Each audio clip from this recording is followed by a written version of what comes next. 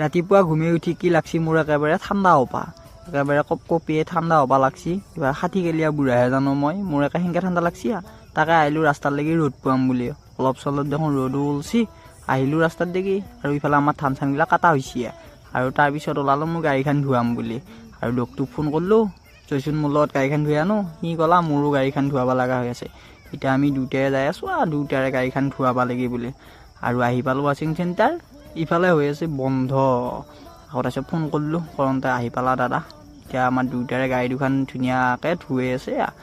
আৰু তাৰপিছত গাড়ী দুখন ধুৱাব দি পেলাই আমি দুটাই এতিয়া আছোঁ বহি পেলাই, তাতে আৰু থিয়া দি আছোঁ। তাৰপিছত কিবা কিবি আড্ডাও দি আছোঁ। বহুত ধৰণৰ কথা পাতিছোঁ, আৰু বহুত দিনৰ মই লগো পাইছোঁ দেচোন। তাৰপিছত ময়ো থিয়া দি উলাট পালাট কৰি আছোঁ তাতে, আৰু কিনো কৰিবি। তাৰপিছত ইয়াৰ গাড়ীখনত বোলে কিবা এটা লগাব লগা আছিল, ইও লগাই ল'লা। এতিয়া আমি দুটাই যাই আছোঁ ঘৰ লাগি বুলি, আজিলৈকে এৰিছোঁ দে।